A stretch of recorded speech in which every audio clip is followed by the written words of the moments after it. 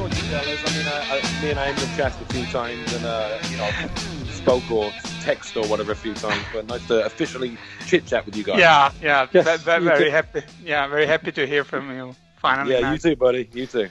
Well, we got an Italian, we got an Englishman, we got an American, and an Irishman. Yeah. I mean, that's just Jeez. that's well global, isn't it? It is. That's Don't forget my little bit of Irish there, Eamon. You have a little bit of Irish in you, Matthew. What is your mum or dad Irish or something? My dad's Irish, yeah, the O'Toole part. Yeah. Oh, right. Where's he from then? Swords. Oh, flippin' heck, up in Dublin way. Yeah. All right, there you go. Yeah. Swords is a nice place, actually. Swords. It's Yeah, called yeah. Swords, lads. We got a place in Ireland called Swords. Yeah, I know, how cool is that? beat that. We are recording, by the way, lads. So do not drop any F-bombs or S-bombs or anything like that. And keep all your nasty little things to yourselves there and all that while we're on public lair. Hello, ladies and gentlemen. Welcome to the episode of the Hot Toy Cast. Yeah. Close. What was that? What was that? Oh, that's the BattleCast. Oh, yeah. It's not the Hot Toy Cast, BattleCast. Hello, and welcome to the very first BattleCast, the heroic podcast where we talk about all things Masters of the Universe, and yes, she-ravers, there will be included some Princess of Power chat too, just to keep you guys happy, because we know what you guys are like. In fact, one of the topics we're going to be covering will actually be, we're going to talk in depth about the Netflix show later on this episode, and we'll also be discussing the classics line ending, it's ending on a high, we're going to talk about the origins line, the comics, and basically, we just felt, well, I felt anyway, and the rest of the guys felt it too, that, we've got so much Master Universe things happening. And also, this month alone, as I can, we can say it on it, because if you listen to Kevin Smith's podcast, Fat Man Beyond, the scripts for the new Netflix Master Universe show, which I tell you what, I am so psyched for. Are you guys excited for that one? I'm pumped, Absolutely. dude. Absolutely. Emiliano, you got to be a little bit excited. Be a little excited for that. Sort of. Sort Well, of. You're curious, at least. I'm curious. Yeah, let's say I'm curious. I mean, the thing about it is the guy they got on that, Eddie Nunes. I mean, his art is pretty bombastic. I was talking to Matt about it on the thing there, and some of his art, man, is pretty. It's going to be beefy and powerful. And it's like, are we actually going to get a Master Universe aimed for adults? The very thing we've been talking about for the last 2 decades. I hope so. Absolutely. Yeah, dude.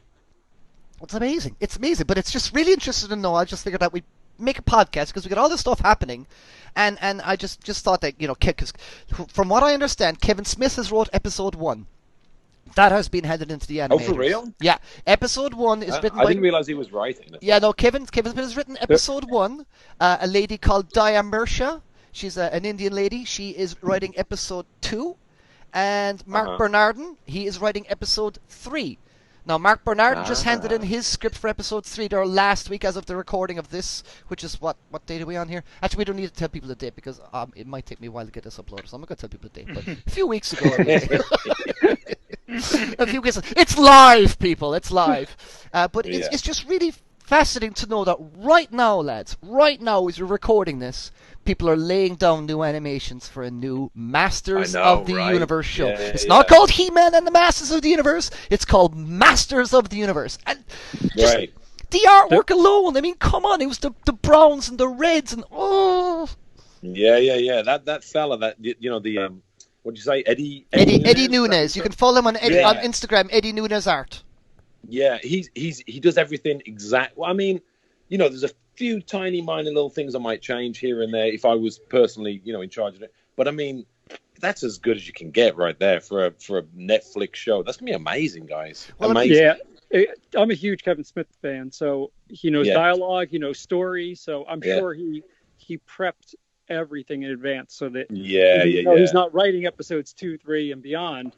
It's all laid down for them. So Mark Bernardin's smart. He's a smart dude. If you ever listen to their podcast, that dude comes up with some.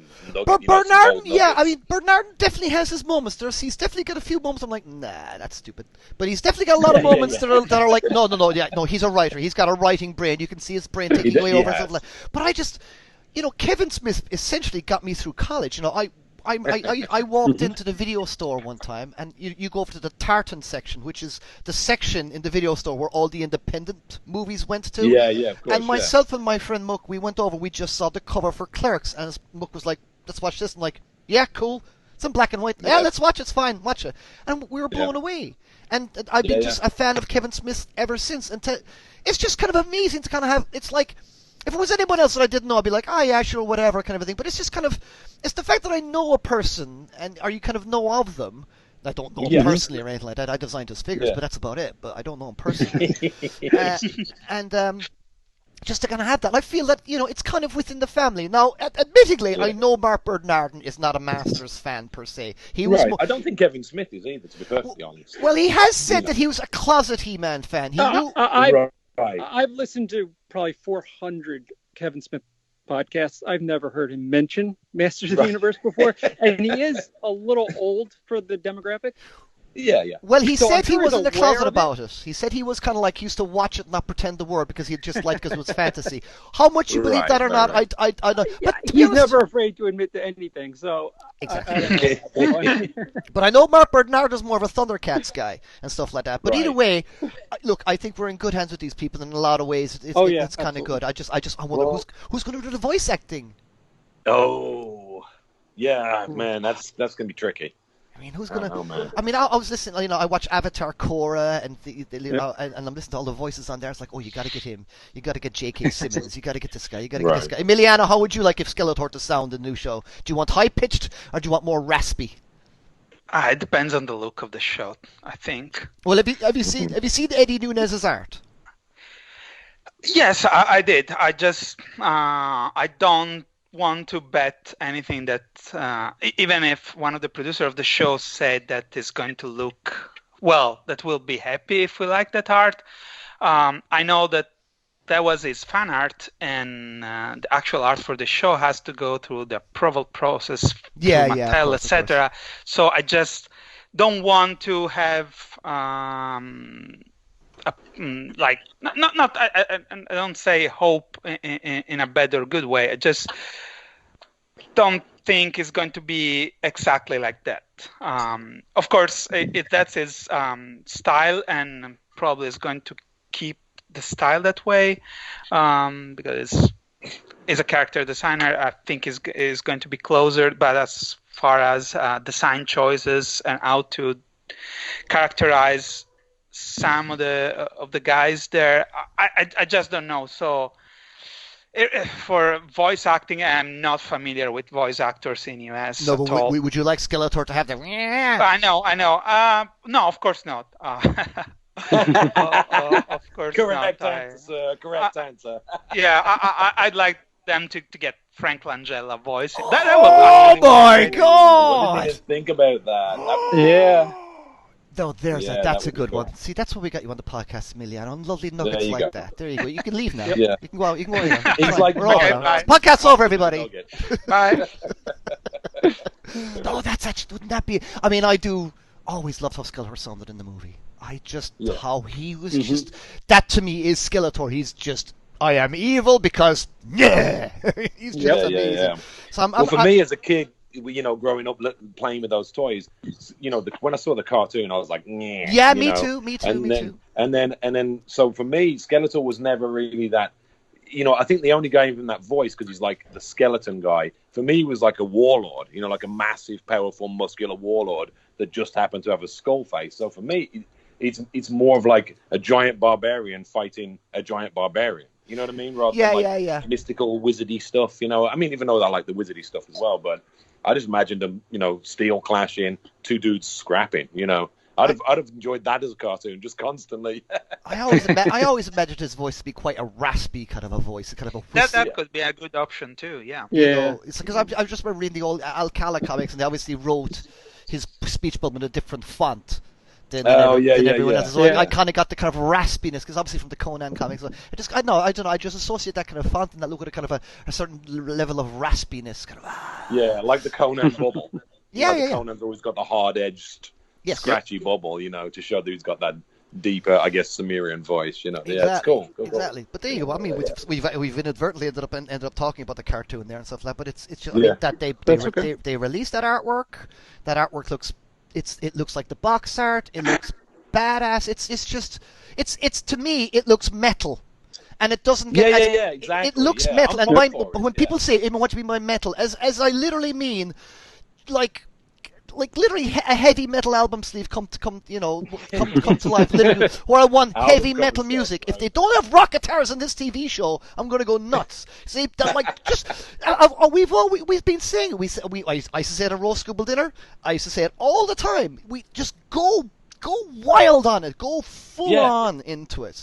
And I think by getting Kevin Smith on board, it's our generation's voice. Yes, and we want metal. Through, so I'm hoping that it'll be a different take, but an adult take that we still haven't really gotten. Exactly. I mean, that's what I've always kind of, because it always kind of perplexed me that, you know, they would. Shearers, maybe we'll get on to Shearer in a second, but it always kind of perplexed me that, you know, that you're marketing these things at people who at the wrong people, and it's like, well, who is actually buying the product? Yep. Exactly. Who has kept the product alive all these years? Because we've had no cartoons or comics. It's been us keeping it alive, buying these products. You know, we've managed to maintain an action figure line for 10 years with no entertainment, guys. Yep. That's a hell of a feat. That is a hell of a feat. So to me, I think Mattel need to be firm, aiming their feet fair and square at people like us. And I think with this TV show, they seem to be actually doing that. With the Origins, on the other hand, I'm like, I'm not sure what they're doing with Origins. We'll get into the Origins in a sec, actually. But I'm not quite sure what they're doing with the Origins, because the Origins is like, okay, I wasn't expecting that. But I can kind of see the kind of mentality around it. I can actually let's move into Origins quickly. Just go straight in there, right? Let's just go with it. I mean, I when they announced the Origins figure at San Diego Comic-Con, I was like, oh wow, new figures. Ali comes over and goes, what are they? It's a new action figure line, baby. What, but they look like the old figures. No, but baby, they're the old figures, but they got articulation. Oh, God, you guys are suckers, aren't you? She's not wrong. Are my baby? Are we suckers? She's run off now. She won't get on the thing now. Are we suckers? Say, yeah, that she saw it in the bathroom. We're suckers. We are suckers because we literally are buying stuff for our old figures again, but we just got to get articulation. It's like, Matt, try to explain this to your wife. Yeah. Go ahead, Josh. Go ahead. But babes, they got articulated elbows. They do, and they got interchangeable hands and you can swap them out with those wrestler figures, which could be really interesting, you know. But what's peeing me off, I was just about to swear, what's peeing me off is the shop release, you know, when they bring it out retail, is going to have that, you know, I'm going to say Alcala, but I really don't mean it, but that Alcala-inspired head instead of the you know, the original toy head. Yeah. So I'm sitting there going like, why don't we get that original toy head? You know. So anyway, you know, but I'm sure as hell not going to pay like, you know, $200 for an eBay version of the, you know, the San Diego one. Not a chance. But there's either releasing it. There's either coming out with those. Josh, what do you think of this one?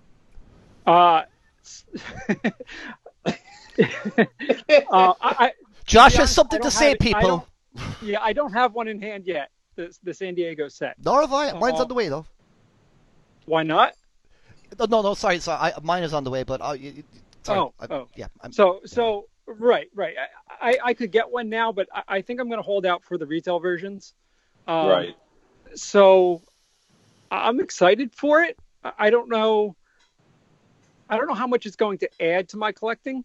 I'm definitely going to buy them all. Yeah. Are you going to buy them all? Yeah, I'll buy them all. I'll buy them all. If it has a Masterpiece logo, you will buy it, won't you, Josh? Yes, correct. More or less. Same with Emiliano, really. Yeah. What about you, Emil? You're gonna buy them all? Yeah. Good thing you said yes, because we are suckers. Yeah. And I'll get the 2-pack eventually. I just I'll probably even buy the wrestlers to open just for the accessories. Oh, right. Because there's some of them remade old accessories, aren't they? Yep. Yeah. So I don't collect wrestling figures at all, but I'm sure I'll buy one of each to open. You got to get Macho Man at Arms. Macho Man at Arms is a no-brainer. Yeah, right. Well, that one's probably my favorite that I've seen so far. But I was like just quite you know, I was like when I went out, I was like okay, and I was like all right, okay. And then as soon as I saw it retail, because I was kind of like I was kind of stepping back from a little bit. Just I mean, I was like, okay, it's another line. We are suckers. I'll be buying them. You know, my set will actually be hopefully here pretty soon. Actually, I managed to get one. Hi, Paul. Thanks for getting me one. And I was like, okay, what threw me with those was the thinking behind it. It's like we're gonna do the Alcala He-Man, and we're gonna do a little bit of Alcala Light, but we're not gonna do Alcala with anything else. And I was like, why didn't you go with that with Skeletor?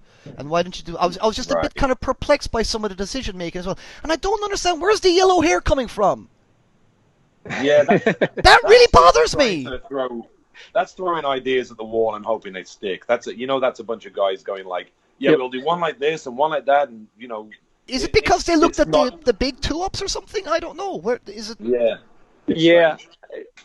Honestly, though, who knows? They can just be doing tons of either exclusives or variants or. Once they start producing the figures and if they sell, I'm sure they're going to put alternate heads, do whatever they want. Yeah, they're going to hit every market, and they're selling that interchangeability feature idea. So they do want you to make the figure you want, or they'll sell you the figure that you want. Yeah, I guess so. The line has potential. I just don't know. For me, I would have loved just another commemorative series, literally just reissue vintage figures. Cool, right? I don't know how much articulation really does for me. I don't really play with them, or pose them. Come on, you do. Come on. They stand on their shelf. So if they have elbow, maybe he can hold the sword a little higher or something. But it's not that. I mean, it's something new. I'm excited to buy it, but I don't know how much I needed all that articulation. Yeah, for me, I'm an articulation freak. I love to have those little suckers posed around. So when I saw them, that's what hooked me. I'm like, oh my god, like I'll be able to do what I couldn't do. But then I started thinking about it, and I thought, well, I kind of already have that, the classics, and then and then I thought, well, then I can stick them on the vintage vehicles, or I can try it, and then so I'm kind of in. I'm not all in, that's for sure, but I'll definitely get like the main cast, Right. Actually, I didn't think of that aspect of using them on the vintage vehicles. Right. Right. And they'll be able to sit better because they're exactly. Yeah. That's actually a really good point. He's in. He doesn't look all weird and stuff. He look good on the. Let's see one on a Dragon Walker actually, and stuff. Oh shit! Yeah, all of it. He'll be able to sit on it. He'll be able to do everything, right? And we're getting that new BattleCat as well. What do you guys think of the BattleCat sculpt? And that's the thing that left me more perplexed about those choices, BattleCat in particular. I mean, I knew it was coming, and so because of what I knew about the line, I was expecting to be just an articulated version of the vintage toy, right. That was making sense. I mean, they don't, even for me, the extra articulations don't really had much for me to that kind of figures. I just like the vintage as they are, but on BattleCat, which was just a slug, just a single piece of plastic, that made sense. It would have been fun to have that, but now it's a completely different sculpt.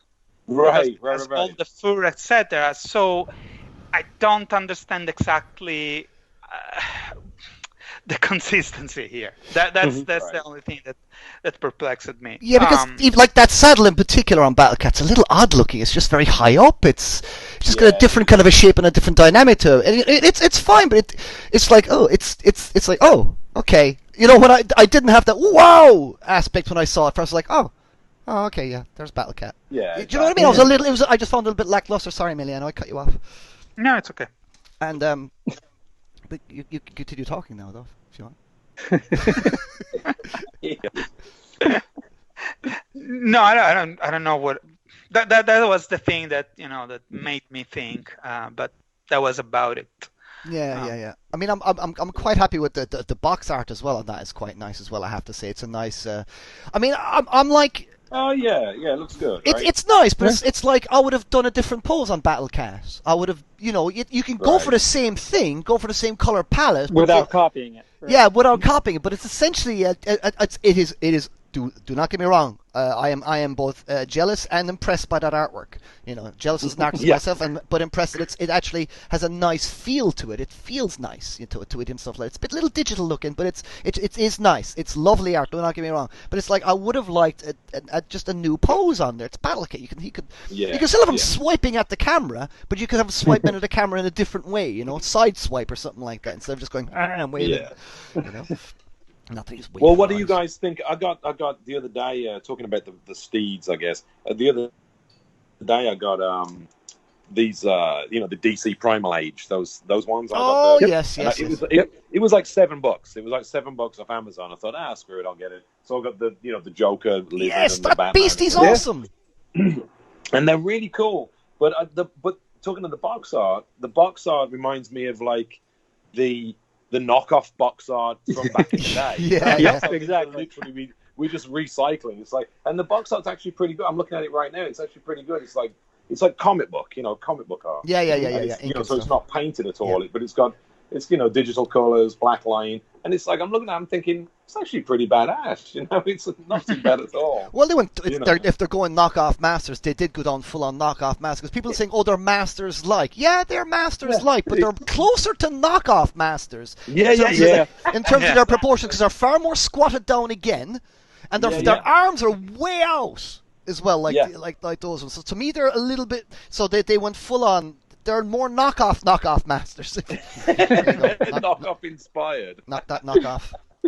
There you go. But no, I did get someone as well. But I thought the quality in those, I was very like the prototype pictures in the final figure. I was like, I just found the colors I just found them very flat and uninteresting when I got them. But that's a other line. But yeah, no, I'm looking forward to the origins. I'll have my figure soon, so maybe on the next episode. Yes, there will be another episode, ladies and gentlemen. I'll be able to talk about it and stuff, but.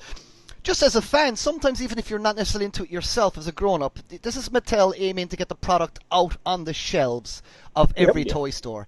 And I am legit fascinated to see how little kids are going to respond to just seeing me too, man. that art and those creatures and those monsters and those characters on the shelf and not knowing what it is. I'm really interested to see, because I've always said this, there's a primal aspect to Masters, and I just think little boys like skulls and slime and monsters. That's what we like. At the age of 11. And big boys like that too. And big boys like that too, exactly. And as much as we think like classics lasted for so long and everybody knows about classics, everybody doesn't know about classics. No. So actually having a He-Man product at retail is huge. Yeah. Do we know? Do we know which retailers are going to get them though? I thought it was because I don't think it's like what? Sorry. Yeah. Excellent. Just the 2 Toys R Us stores that are opening. That's it. Don't say it. You know what I just realized? Of course, I started the podcast. And we never introduced ourselves. I didn't even introduce you who you guys were. yeah, we totally threw the synopsis out of the window. All right, we're so excited. Should we bother introducing ourselves, or should we just introduce ourselves at the end of the show and let everyone get? Oh no, we're just gonna start over. No, I'm not starting over. I want our podcast to be professional. Aren't we professional listeners? We're very professionals. Okay, well, basically, I'll introduce everybody then, and just when I say your name, you tell us. And I'm not a school teacher. Matt, introduce yourself, please. My name's Matt O'Toole. You can, I guess, what we're going to do, we're going to do the whole where you can find you, I guess. What's your day job, Matthew, and how do people kind of know you for on the side as well? So you've got because you got 2 angles there, don't you? Yeah. I do the Castle of Peril, and I make, I'm the weird fella that makes all the little tiny noggins for Zombie Hammer. Zombie Hammer, yeah. That's but more nowadays it's the Castle of Power, which is on Facebook, and I try and answer as many questions as I can and get back to people, but I sell those little heads is what I normally do. Mythic Legions and such. Mythic Legions heads and Masters heads. More Mythic Legions these days, just because that's what I'm into a lot. Cool. And with sort of I guess this is a good segue. The demise of classics, Yeah, but exactly. We'll get on to classics after this. Right. But what's your day job, Matthew? Professionally, I do makeup effects, for TVs and movie and stuff like that. So, if someone's getting shot, wounded, or someone needs a big nose, someone needs a a monster makeup, anything like that. That's what my day job is. And right now I'm working on NCIS New Orleans. I have for the last few years, which is great because this kind of work, as you know, Eamon, this kind of work is, it's you're always looking for the next job. Freelance essentially. So this is just giving me a day job for the last 4 years now. Mm-hmm. So I go to work, do a little bit of male makeup, which is hysterical because I never thought to myself I'd be doing actual makeup, like correctional makeup. So I get my actors sitting in the chair, man, and I still find it funny, and I'm sitting there going, yeah, I'm just gonna even out your skin tones and da. And now we're all old friends, me and the guys I work with. So we all laugh about it now, and I'm like, man, no one would ever picture you as a makeup artist, because I'm a big old fella, I look more like a grip, So, so I sit there and my little pinky out doing the makeup, but then occasionally we get to, shoot someone, chop someone up, burn someone, and I'm like, yes, get back in there and get the blood flowing, So that's always fun, But that's me anyway, guys. Cool. That was a little longer than I was hoping for, Matt, really, but that's fine. No, you talk about yourself, it's fine. No, you carry on, dude. I'm joking. I am joking, of course. But also as well, Matt has all to help me as well. I get Matt, you helped me get as well. I got an original Massiverse cinema quad from the UK, and I met Dolph Lundgren. I got him to sign my poster, but I also got Matt to sign. Managed to get me Chelsea Fields signature as well, Tila's signature. So that was pretty nice as well. So that was cool. Yeah, there you go. Well, Scott Bakula, who's the number one on the call sheet on the show, he's obviously married to Chelsea, and so she'll come in. She sometimes appears on the show as well as like Scott's love interest, mm-hmm. and or Pride's love interest, I should say. That's the character's name on the show. Yeah. Dwayne Pride. And so his wife is actually his love interest on the show, and she'll come in, and the lady I work for is old friends with those guys, so we're all getting to be old friends again, as well. So Chelsea's lovely. She comes in and chit chats, and I like every time I see her, I'm like, Tila, she just like shakes head at me and goes, stop it, it's some good stuff. Does she have good memories of that? Does she have good memories of that movie? Yeah, she does. Yeah. I haven't chatted extensively to her about it, because it's sort of you're in a professional environment. Of course, no, you don't want to cross too hard, cross the line or anything. Yeah, but yeah, she does, and she's good friends with what's her name? Who played opposite Meg Foster? No, Conan. What's the girl in Conan called? The girl who played Valeria. Oh yeah, no, she's good friends with her as well. So those guys hang out. So it's like, oh my god! Oh wow, Valeria and Tila hanging out. That's like, nerdgasm. Josh, so how cool is that? Yeah, tell us who you are, dude. I'm Josh Van Pelt. I'm a lifelong He-Man fan. I've contributed to various fan sites since the mid 1990s. I am a founding member of the Power and the Honor Foundation. Yay! I'm currently the executive director, treasurer, secretary. Undersecretary? Yeah, exactly. Coffee boy. I do it all. Fluffer?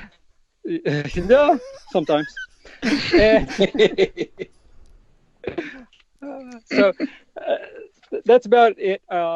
With the foundation, we've been able to do a lot of projects the past few years, so that's been exciting to actually work on Masters brand. Excellent. You guys have been working close with Super 7 as well, and you've even managed to get me in a couple of little gigs as well. Yeah, absolutely. That was probably my favorite project we've worked on, are the retro 5.5-inch figure card back art.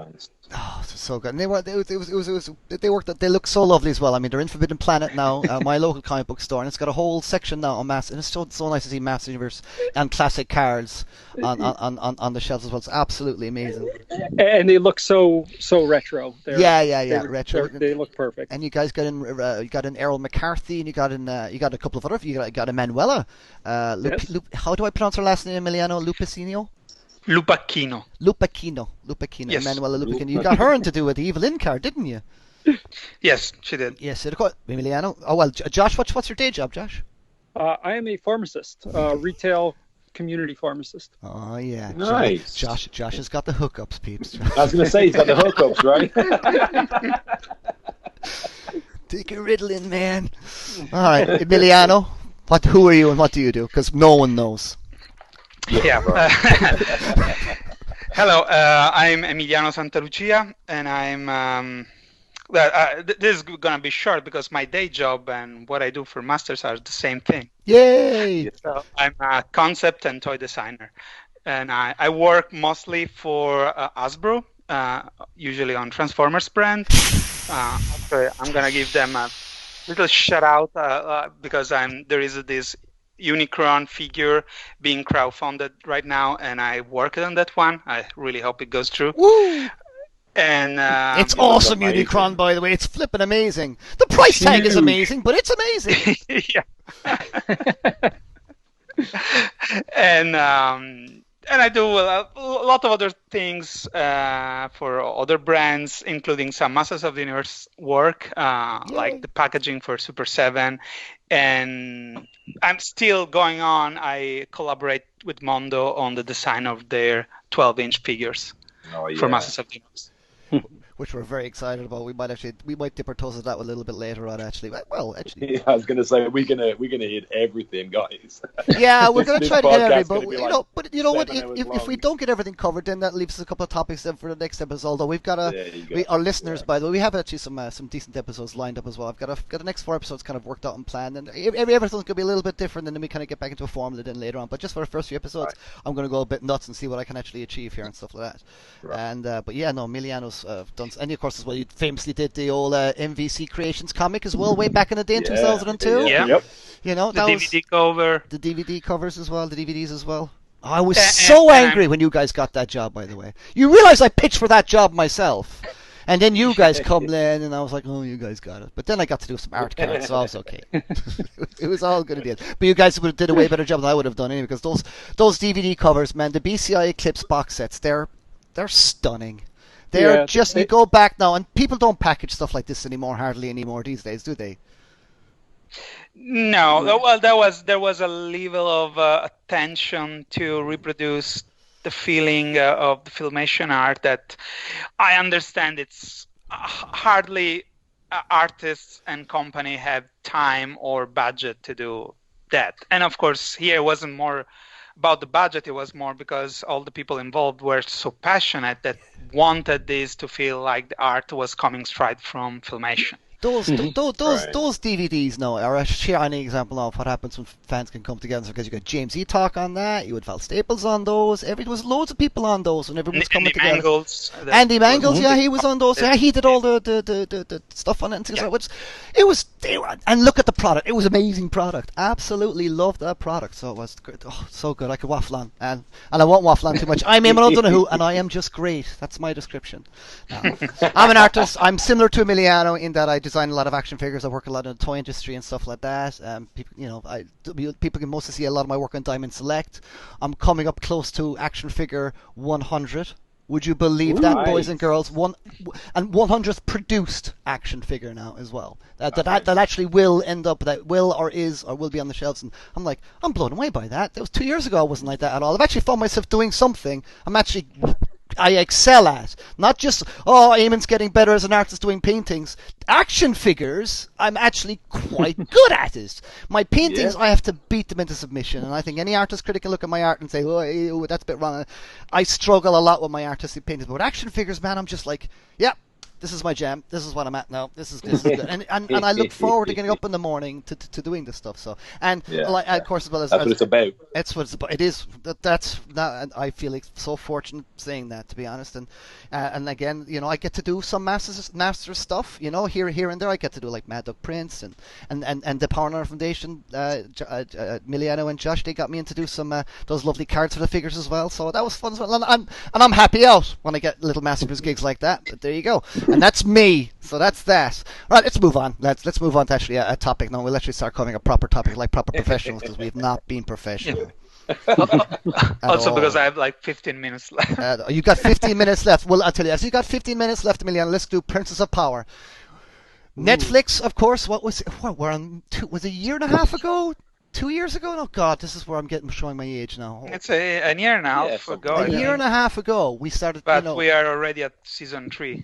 We are already on season. I mean, admittedly, they've been shorter seasons and stuff. Yes. And of course, when people when they started.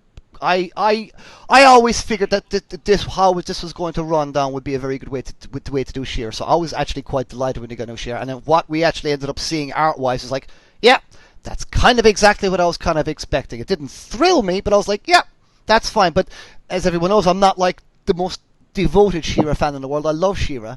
And when Netflix were announcing the show, I was like, okay, great.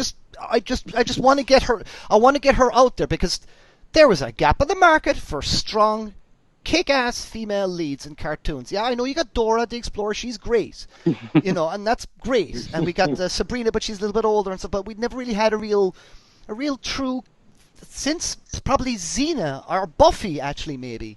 We haven't had that real strong kind of female lead character. And She-Ra, to me, has always been a strong character. I always had issue.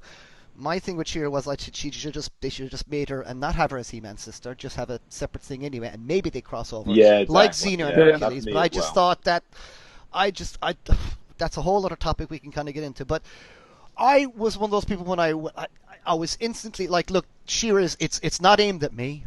I'm a grown 40-something-year-old dude. It is not aimed at me. So I was going in there, right, let's see how this show works as a kids show for little girls, because that's who it's aimed for. Little girls. If you're a grown dude and you're annoyed over this, you got problems, bro. You really do. This is not for you. Go get angry at Dora the Explorer then and say she's not Tomb Raider. But Eamon, it's in the canon. It's in the canon. Is it though? Is this new She-Ra in the canon? It doesn't really. Come on, canon is all over the place at Masters anyway. But and I do want to get onto something with canon in this, and we'll get into a little bit. But Emiliano, kick us off with what you think about this cartoon, this Netflix She-Ra. How far are you into it, for starters? I'm pretty late now because I watched the first season right away, all of it. Now because of work, etc. I'm only halfway through season 2. Okay, that's good enough. That's fine. I might surprise you saying that I wish they were doing the same thing with Masters of the Universe. No. Wait, what do you mean, surprise? What do you mean, like the same kind of cartoony style? No, not necessarily. I don't mean. See, I'm gonna praise She-Ra a lot. This new She-Ra a lot. Doesn't mean I necessarily like all the artistic choices. Right. It's two different things. It's the entire idea of updating completely the series, keeping the core aspects and characters and elements, and just reframing everything for a young audience. And it's not necessarily. I see a lot of young adults are watching this new She-Ra too. It's definitely for the next generation, not just kids. Yeah. I think a lot of teenagers and young adults are watching it. Right. And I think they nailed the whole thing. Like, let's create something that is completely new, using this old brand, reframe it for young adults of this generation, bring in important topics and present diversity. And they made no mistake that diversity was a big topic of this series. Oh, yeah. And from what I can see, it worked. It didn't work with old fans, but it worked with a lot of new fans. So I like when I see there is an entire get-together of She-Ra cosplayers, young She-Ra cosplayers. I've seen a few of those. Yeah. Yep. It's awesome, isn't it? Yeah, it's amazing. That's why I think Masters of the Universe needed something like that. And I don't mean like something in the place of the other. I think we can have both, exactly like we have like the Machinima Transformers series, which are kind of aimed to more of the old fans, and Transformers Cyberverse, which is for kids. We could have both. Of course, that brand as a bigger audience right now. But they were smart at building a new and growing a new audience.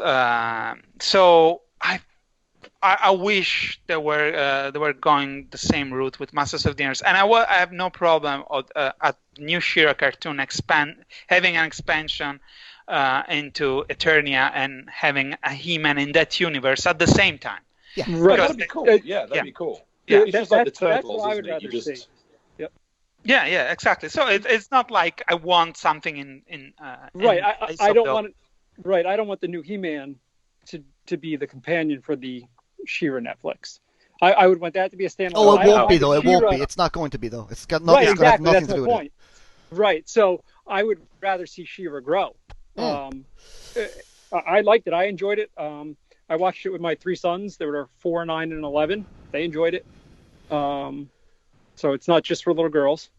Right. No. But when I say target audience, other audiences will watch it. But it is a show. We have a target audience and the age of superfluous audiences. But you know what I mean? It is a show that is a girl's product. And I know what the connotations, but look, just keep it straightforward. Just you know. So, and I know, like, you know, themes of diversity and other things that our generation may see as like new and stand out different from the old She-Ra, but the young kids that are watching it, that's just the norm now. Yeah, exactly. That's right. That's a really good point. That's a really good point. Right. They expect that when they see a cartoon. So that was nothing, surprising to them. They enjoyed it. There's a few things like during the first season, like I wasn't sure of like timing. So like nowadays with shows, you're always worried about like how long, is this a week? Is this a day? Yeah. Is this a year? Yeah. Timing on that first season was a little weird. You didn't know the time between each episodes and just with a story. Over how long it was taking. Right. So like I was wondering, like, is it realistic that these characters are changing, or there was no sense of like presence. Gotcha. But I think like a lot of first season though, things like that do tend to find their footing, because I was quite impressed with this latest season, the brand new season. I don't know if you guys have watched it or not. But I haven't gotten that far yet. There's one episode in particular. I'm like, one of my big criticisms with the cartoon was, to me, while the story was good, I thought the action was wanting. In fairness, I thought it needed more. Sure. I wanted her to do more damage, and it's not because it's just because I just want her, because she's got this big sword. She's big. She's muscular. Do stuff. I want her to do a little bit more, and I wanted a little bit. But they have actually addressed that in later seasons where the action has gotten a little bit better. But there's one episode in particular that's just really good, where it's kind of gotten a bit moodier, and it's like that's really kind of what kind of lifted the show for me a little bit, because like, okay, so you guys, it's all been peppy and lovely, yeah, Scooby Gang type stuff and all the rest of it, but actually we will actually get quite serious into story, and that's what I'm really loving about this. It's getting serious into the story, and it's taken, the stakes are high, as twee and as and the and happy and all the rest of it, and I'm just like, that's exactly what it should be. And even the comment about like diversity and all that, but the old She-Ra had plenty of diversity in it too. It was just a lot more subversive, and it just wasn't there. I mean, come on, Scorpia was not, she was not a straight lady. Scorpia was a very downtown New York lesbian woman, and she was awesome, and all the stuff was kind of there, but it's just, it's the 80s, and things are a little bit more subvertive, and only the creators were kind of in it. And of course, we know that, Filmation as well was a hugely progressive, diverse, Lou with his and Erica and all that stuff. Matt, what did you think of it? It's weird. I don't even think about the diversity angle. I hate to say me like one of those guys. Oh, I don't even think about race and stuff. But I don't see color. I don't. Yeah, right. It's like I definitely see color. Of course, I see color. Everyone does. But it's like I don't think about diversity and color and stuff. A character appears, I'm like, oh, that's cool, or oh, that's crap. You know what I mean? And it literally, and for me, when I first saw it, I thought the first thing that came into my head was, yeah, don't like it. And then the second thing that came into my head is what you were saying, Eamon, is like, it's not for me. Yeah. And then when I, as a kid, when I was watching He-Man, I was like, it's not for me. And I mean, as much as I know you guys all loved the show to a degree, the Filmation show, but I just genuinely was like, yeah, that's not my He-Man. My He-Man's like tearing off Beastman's head with his axe, you know. But that's just me, it didn't right? annoy you though, did it, Matt? You didn't go mental over it or anything. The intro was no, like, no, I wasn't freaked out. I was just sort of like I say, I was like, oh, you know, and you know, the music would be on playing, da, da, da, da, da, da, and I'd be playing my figures, so I equated it, you know, it was, and I was like, this is cool. And over the years, of course, I've you know come to appreciate some of the animation aspects because they remind me of, you know, what's it called, Fire and Ice. Yeah. Remember Fire and Ice, the Ralph Bakshi stuff? Yeah. Yep. Yeah, so it kind of reminded me of that rotoscope, and I'm like, oh, these guys were ahead of the time, man. These guys were getting it done.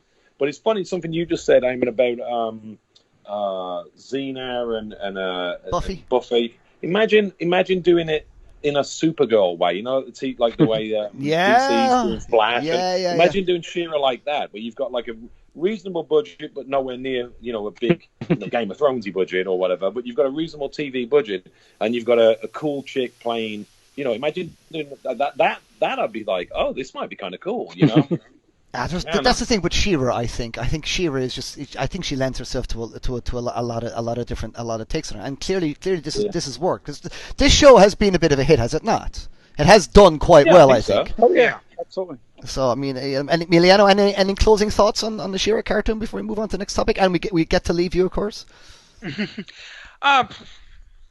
Well, I mean, we could keep talking a lot about it. If we want to talk more about the technical aspects and artistic aspect, well, for me, half of the experience with this new cartoon was fighting with people on the internet. Exactly. Yes, that was annoying. Yes. So, as much as I love the show, I had to fight with all sorts of misogyny.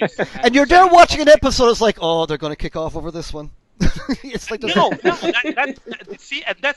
that's an important point, as Josh was saying too. Everything is normal. All the stuff that these people see and say is too much in their face is not. It's not. I try to explain everybody. Look, the stories don't really revolve around homosexuality. They don't. That's not the plot of the story. No. Characters have different sexual orientation in this show, but that doesn't influence the plot of the stories at all. Everything is normal there, and it's all the eyes of that part of the audience that they see this stuff as too much, as outrageous, etc., and it's not. So most of my fights were about this. Yeah.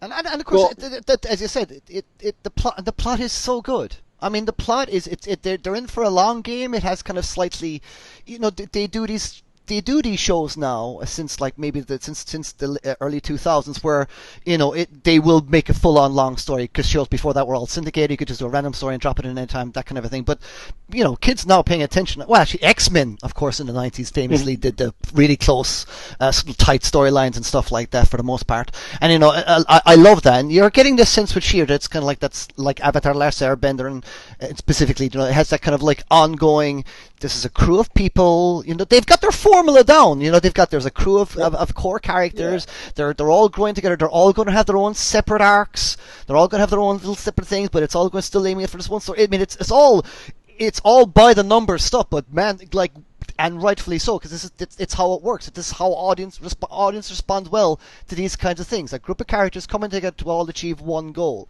and their one goal obviously is defeating the Horde. But there's been a few little things in it that I'm like, wow, right. So I don't want to spoil it too much for you, Emiliano, but they have mentioned the character Mara, right? Mm-hmm. Yeah. No, well, I've seen pictures. So right, and you've seen pictures of her.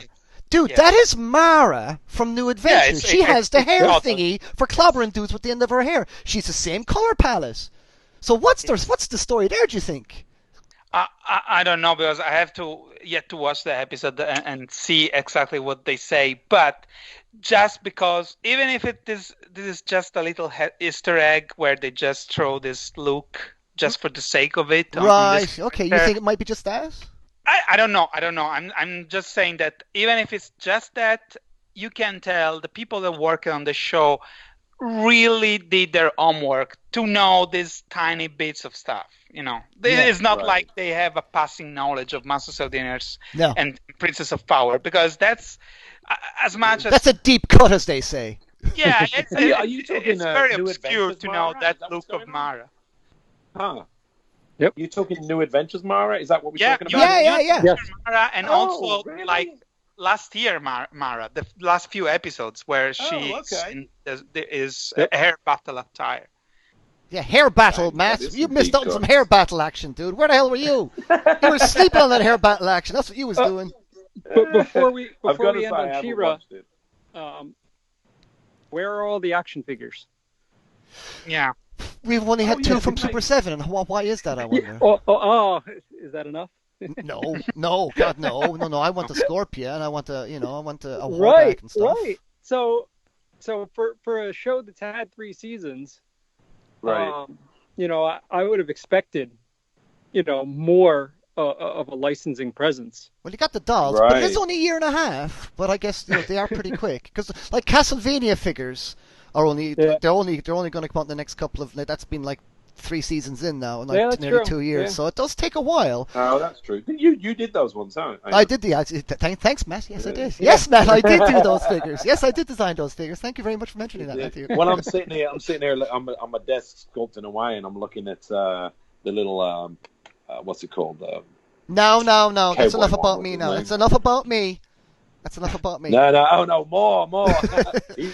That's a lovely figure, man. I've got to say. I'd love to get some. These sculptors do. I might even get a She-Ra figure if it looked like this. So. Well, it's not from lack of asking, Diamond. I'll tell you that much.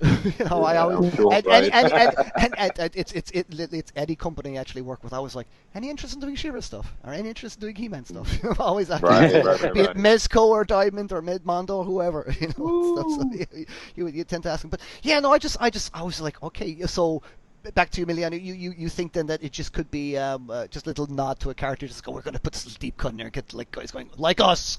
If we are doing exactly what their aim was there, to get people like us like, it's Mara and she's got her hair whacker thingy.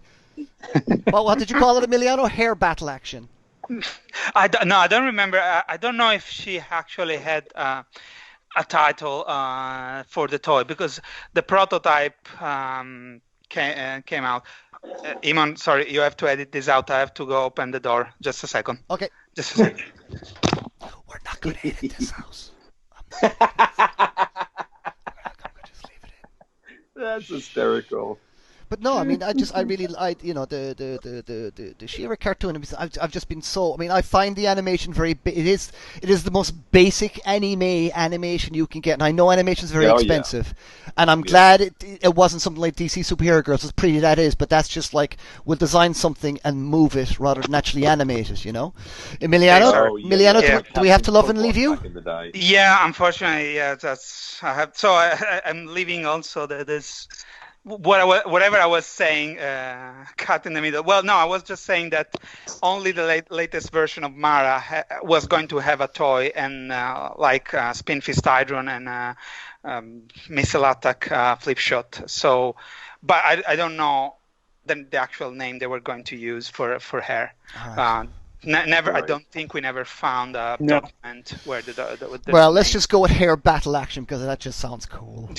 All right, Emiliano, shall we love you and leave you then, dude? Thank you. Okay. All right, Emiliano. Sorry about that. No worries, man. We'll catch you on the next one. See you later. Yeah, looking forward to talk to you again. Bye. Bye. There you go now. Not that we got rid of that guy. Oh, yeah, man. But no, I mean, it's. I was talking about the actual the actual animation cell of the new She-Ra cartoon. It is the most stripped back kind of animating. But it does its job. It's got they've made the most out of that. They obviously would have. I mean, I would have loved for them to have gone on an Avatar Korra route, to be honest. I mean, because that animation Avatar Korra is just so beautiful. But I know that's expensive as hell. I remember they said like the original He-Man or not the original, but the He-Man Mike Young show from 2002. They had like a crazy budget per episode. It was like a couple of million per episode. So really? A couple of million for real? That's a lot. Really? Yeah, so I think that was like close to 1 million, if not maybe 2. Someone can email me, eamon@eamonart.com, tell me how right or wrong about that, but I do believe it was somewhere between the margin between 800,000 to like 2 million per episode, and that's a lot of money, because they do put a lot of frames in. But obviously, and a lot of people to pay. And that's just a lot of marks to make in one page. Where the new She-Ra show is a very stripped back show, but it's fluid enough just to get by with it. I would love a little bit more detail, but I do also like that they are making a little effort in the backgrounds to put a little bit of those filmation touches with some of the vines, and some of the other things in there and stuff like that. Yeah, I'd like to see more creatures and just background people. Yeah, exactly. A lot of the backgrounds are just scenery. Yeah, exactly. Really. I'd like to see a name change and just call it Golden Girls and scrap it and do a Golden Girls cartoon. Well, who knows? Maybe that's a brand. I mean, how much is the Golden Girls license going to cost? I've often thought about I wonder how much does the Golden Girls license cost? Who owns that? Where would you buy it? And wouldn't those figures be really good to make again? A lot of those are owned by companies though that just get tied up in IP and transfer hands. Right. So it would cost so much money just to do the legal work of teasing them out that the companies don't even want to bother with it. Yeah, it's crazy, huh? Yeah, that's true. Because that'd be a cool one, I think what came out recently, that fella's doing those new Sector figures. Oh yeah, the Zika boys. Yep. Yeah, I mean, I wonder, he obviously got the license to do it, Yeah. And then some other fellas doing sorry about not being able to remember names and stuff. But another guy's doing Action Force, and he's doing his own take on the Action Force, which is, for me, and I guess you as well, Amy, growing up, that was our G.I. Joe. That was our G.I. Joe. And the Four Horsemen have done Power Lords. They've done Outer Spacemen. Yes, that's right. So there are brands that are still accessible. Yeah. It's interesting because those Golden Girls as a kid, man, that was my She-Ra. Yeah, because they did. Admittedly, they looked cooler. They looked way better. Were wacky. Ali collected joints. them. Yeah, remember those little metal clickable legs? Yeah, better accessories, soft goods.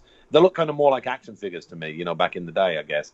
They did have rooted hair, though, right? They did, and the castles and everything. But they were made by Galoob. And Galoob, yeah. a name from my childhood, Galoob. Oh, boy, yeah. Galoob just made... I mean, you kind of liked it enough as a kid, I suppose. But when you got a Galoob toy, you knew, that's a Galoob toy. Like I didn't know what an Infaceable was, but as soon as someone presented an Infaceable in front of me, this is Galoob, isn't it? Yeah, that's Galoob. And that's a 9-year-old saying that. Errol McCarthy did a lot of concept art for Galoob. Did he? Oh, for real? Yes. Wow. Lots of lines. He even worked on Micro Machines, Star Wars Micro Machines for them. Yeah.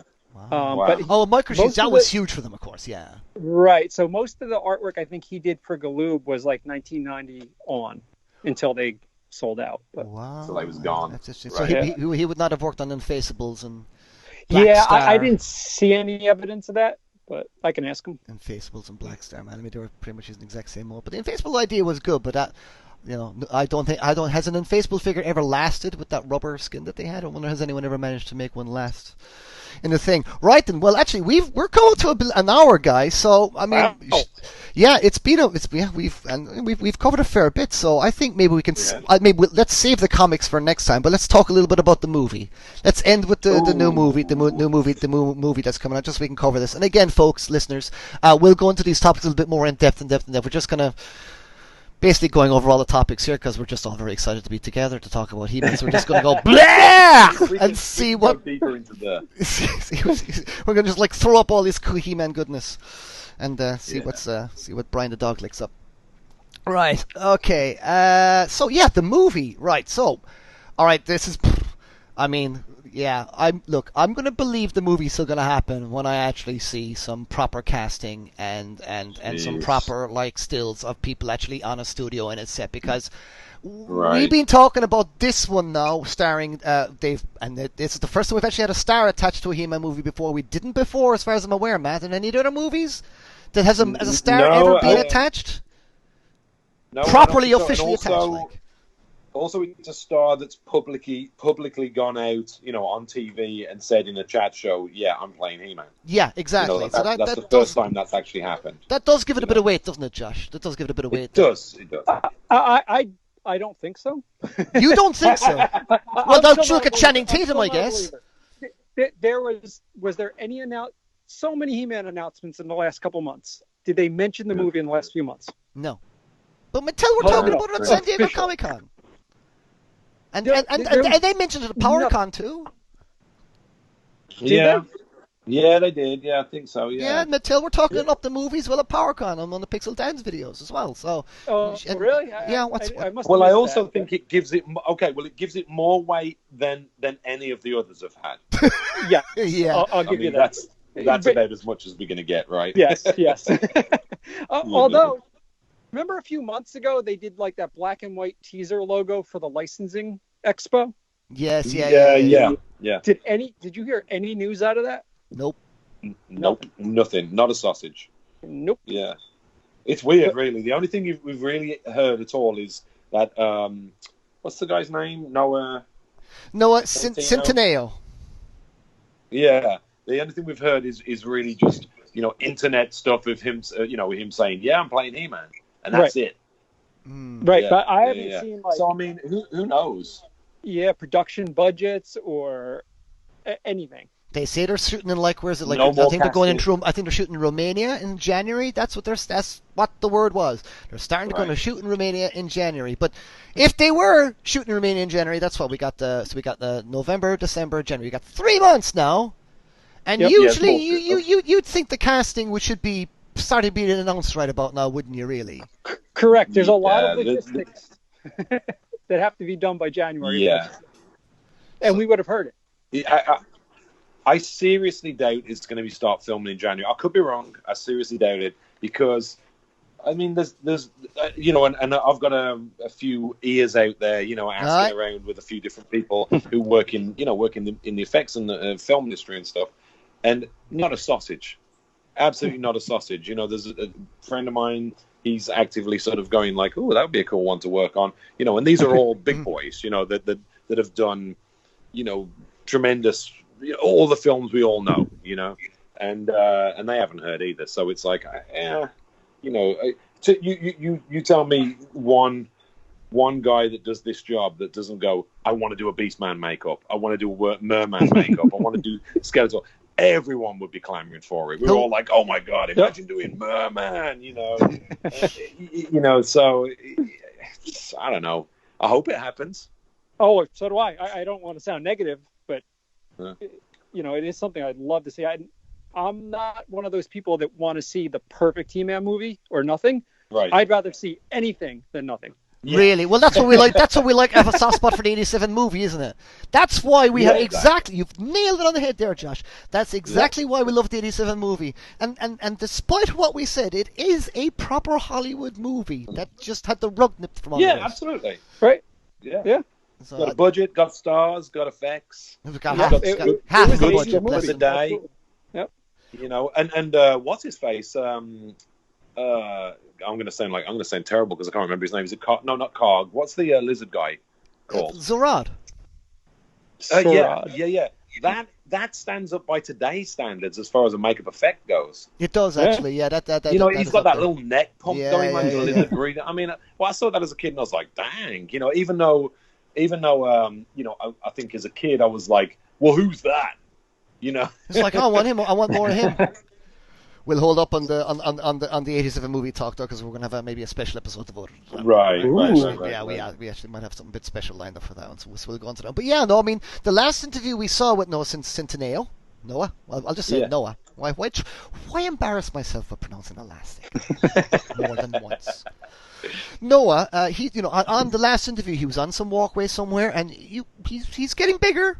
He's getting. I mean, when I saw him, I was like, right, what the hell? You're picking this kind of, this tall, like, not very muscular kid, but it's like, as soon as I step back, I'm just like, well, look at Chris Hemsworth, he was a skinny surfer dude as well, and the size of him.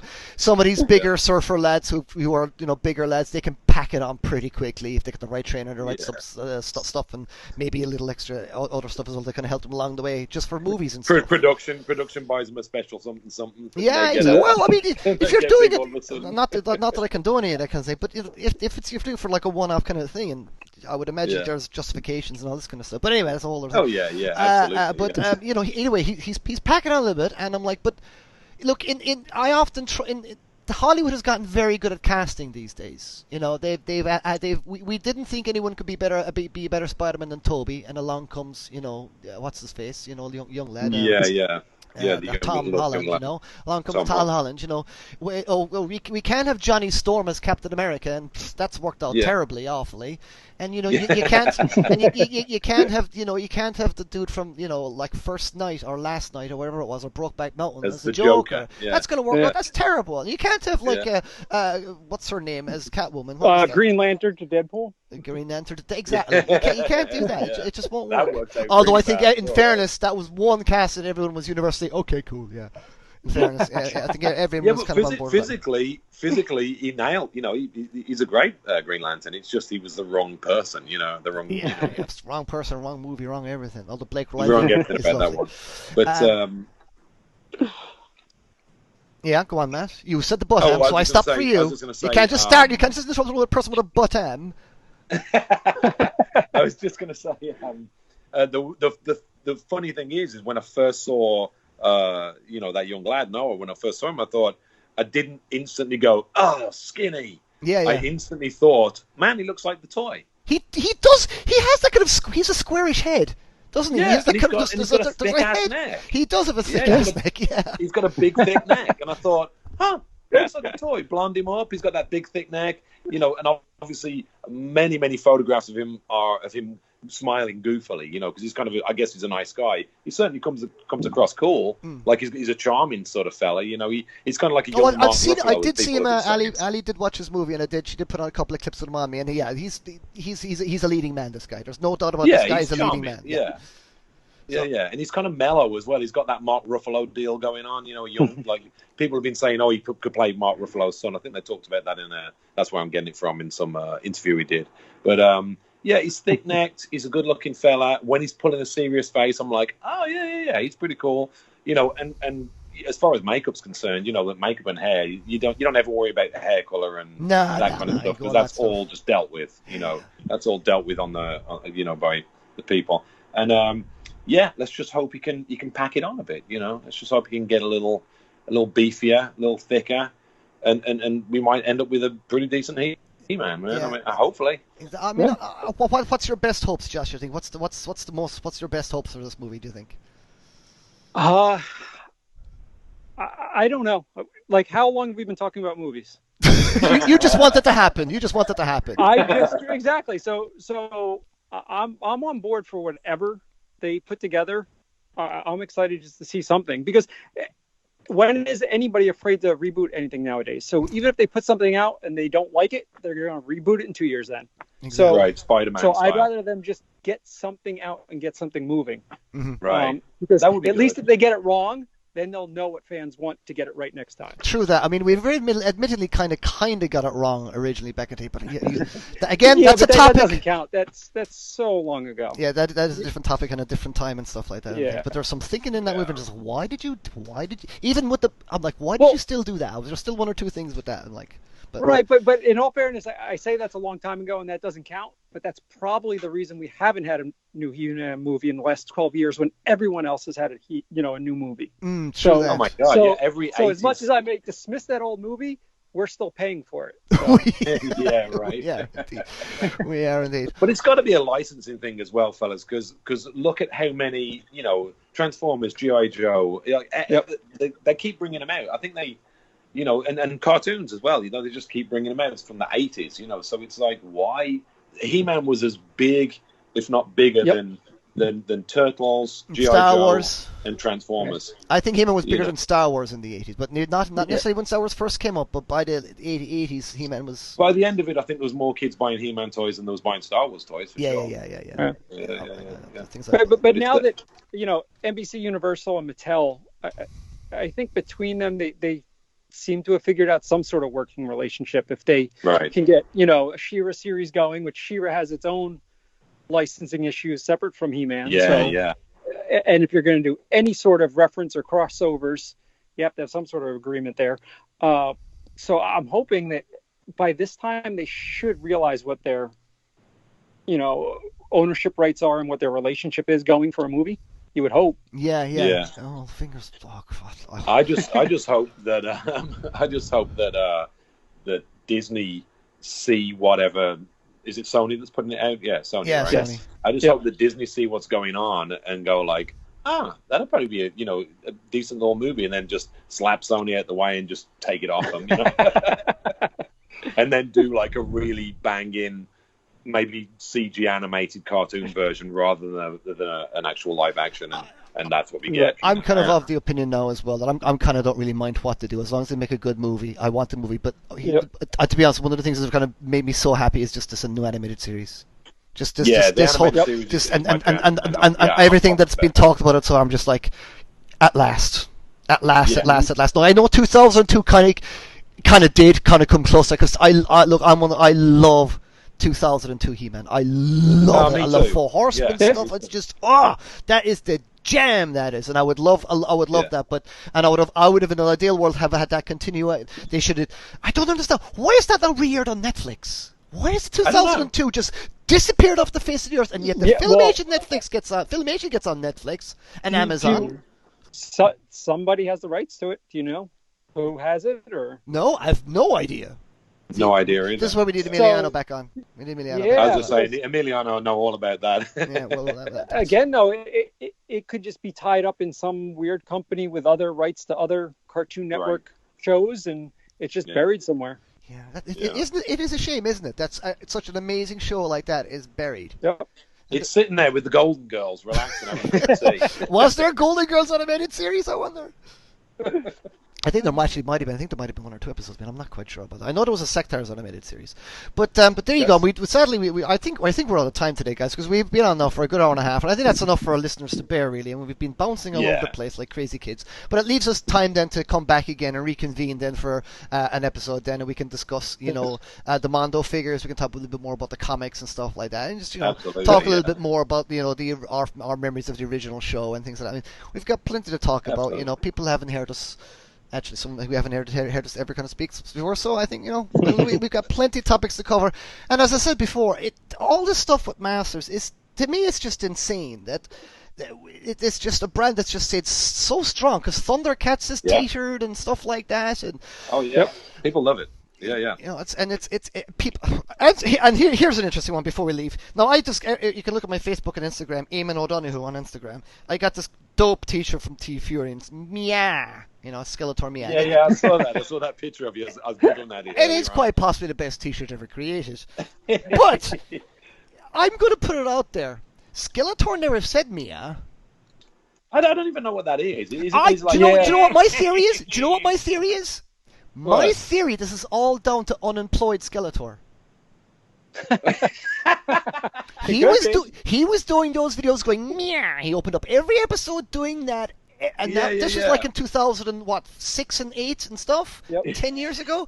I'm telling you, listeners, email me and let me know what you think about this. It was his bad impression of Skeletor that created them. Yeah, that's what I think it is. Yeah, because Kevin Smith was going on about that. He kept saying meow, meow, and I'm thinking, what? Why does he keep saying meow? And then I thought, I guess he means that kind of kind of laugh, I suppose so. And also, but it's like it is an MYAAH, and there's no other way to pronounce it but meow. So, with a big meow to our listeners, lads. Jeff, jeez, see, I'm on the Hot Toy Cast again. I'm on the Hot Toy Cast again. Jeff and Mike. No, Josh and Matt. Jeff and Mike, Josh and Matt. Yeah. Josh and Matt. It's been lovely having you on. Of course, it was great having Emiliano on as well. We had to pry him away from all his hefty Transformers work. I told him not to work on the Lord's Day, but he does not listen, the heathen. He does not listen. He does not listen. The gods of Eternia Day. Yes, yeah, the gods of Eternia. But thanks so much for joining us today, listeners, as well. I'm working on getting some new and interesting guests and co-hosts as well. Matt and Josh will be back on, but the next episode might be someone different. But we may actually continue on ourselves with together and continue with the rest of our topics and get those covered. And then we'll rest in because I've got hopefully some nice guests lined up. We might even have a movie or TV star or two. Let's see what I can do. Look, I'm doing some stuff now between all of us now. Matt's in the movie business. I'm designing all these action figures and for all these people and stuff. And Josh has got the Peeps Connects as well.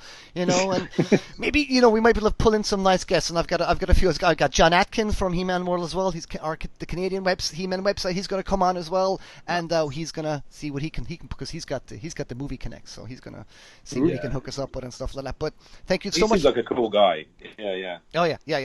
Good. We'll get Johnny on. So we'll see who he can dig up because he can dig up some peeps, I'll tell you. But I do hope you've enjoyed this first episode of the BattleCast, listeners. We're trying to do something different here.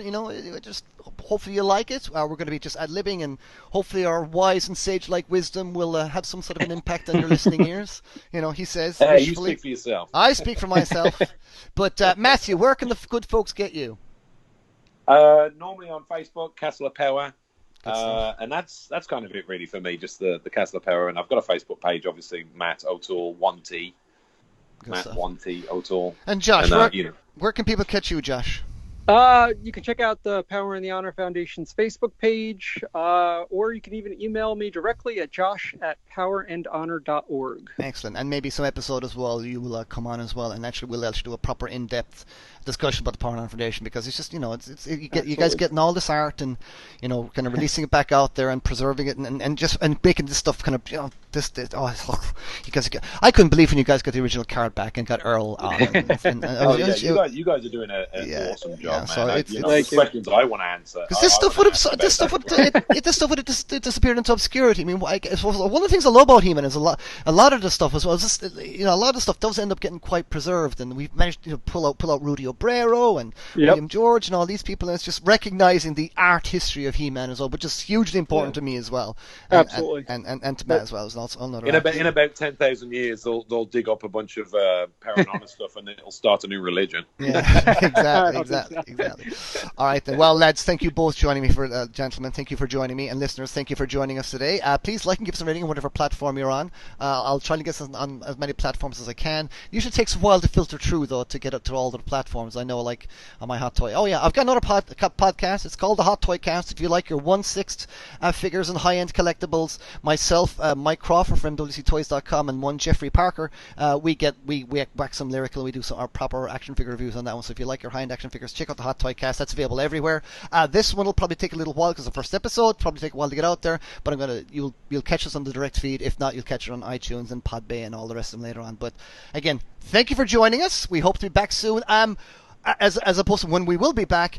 It just depends on how busy I am, guys. These podcasts, they take a bit of time to do. I'm a self-employed artist, as you know, and you lads, you two boys have got families and stuff like that. So it is just a case of when we convene. But we are going to try to reconvene at least once a month, and we hope your listeners will join us on that as well. So without further ado, I will say good night, gentlemen. Say good night. Good night. Good night, ladies and gentlemen. Thanks, guys. Good night. What's that? Battle Pigeon? All right. That's it. It's closed, Dave. Battle Pigeon? Oh. What? Oh. Okay. Right, next time then. Battle Pigeon. He wasn't happy with it. We didn't mention Battle Pigeon once. Well, that's why he's kind of angry at me now.